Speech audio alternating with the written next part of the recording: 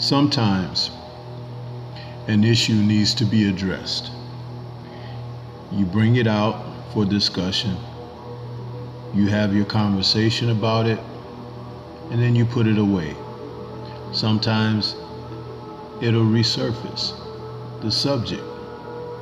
But this particular editorial is regarding something that has taken the world of boxing by the throat.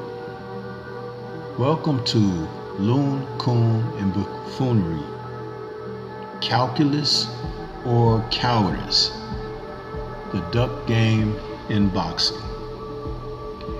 Now, the true meaning behind this title finds us looking at the sport of boxing, where we're seeing, even in a climate where a number of the fights that we would like to see take place, even other fights that we would like to see take place are not, simply because there are fighters who are not willing to step up to the plate, fighters who will use the economic leverage of why they don't want to fight, whether there's not enough in the pot for them to consider, or the pot is too small that they would not consider. Now think about that for a moment. We've had numerous, even very recently, examples of this, where fighters feel like sometimes that they're more than what they're worth. Now, believe you me, I believe fighters should be compensated very well in their profession, because they're getting punched in the face for a living. They should also have a union. They should have benefits for after their careers end, medical treatment and some type of pension. But when you think about some of these fighters who are able to make hundreds of thousands of dollars, and the superstars who can rake in millions, what are the investments of these fighters outside of boatload of jewelry, material possessions, and legal circumstances, which drain the bank accounts even more? That's something that people don't think about. But when we're talking about calculus in this sport, putting together an economic plan in order to follow that plan where it is most valuable for the individual, fruitful for a fighter to be able to compensate for himself and his family, as we've heard them say.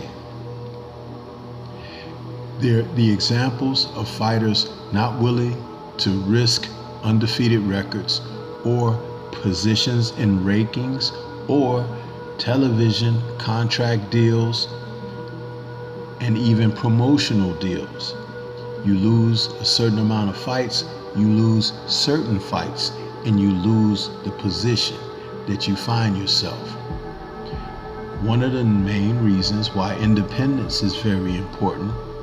However, you don't move very well if you remain too independent. Sometimes you have to align yourself with some of the filth in the business, and that's never a good thing, but in order to advance. This has something to do with a fighter's career trajectory. We've seen it numerous occasions. Cowardice, enjoying where your position happens to be and not willing to risk anything. You make an excuse. You overprice yourself. You take yourself off of the table so that your name is not considered. We've seen examples of that. We've been told that someone's resume doesn't quite add up, so I don't have to consider him because nobody knows who he is, even though there may be valuable fight supporters who have followed someone and recognize that guy might be the new man, and I would like him I would like to see him take on the current man to see what happens. Using that as leverage to avoid competition, to avoid the jeopardy of losing your position, losing your television deal, losing your title, losing your promotional contract. You see, all of this is a part of what we witness on a day in and day out basis. The names change, but the game never does. Only the pawns, the pieces that are on the chessboard. So how do we approach this, recognize what's happening, and get beyond it? You have to hold the fighters accountable from day one. The promotional companies, they will change who's on top, who's next, who falls off, who makes a comeback. It's always been that way since the sport has been around a couple of 100 years. So it's the players that can be influential, but your buying dollar is most influential. And if you don't pay for the events over the super fights, if you don't pay for the novelty acts over quality matchups, what will happen is when you hold fast to those dollars, they will seek to make the type of matchups that you wouldn't mind paying for. So you have to hold out for that. And use social media in a more positive manner. Because when you get out here and you throw so much sentiment and support behind one individual, even though the sport is greater than whomever that individual may be, you realize that they can use that against you. Because as you built that guy up in your mind with your support, they could say there's no one around to match his stardom because you put it all behind him.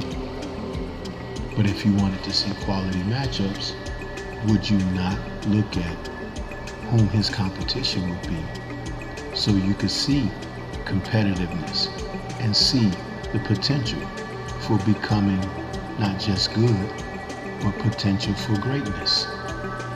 All of this aligns, but you have a say-so in it, and you have to recognize the leverage that you have.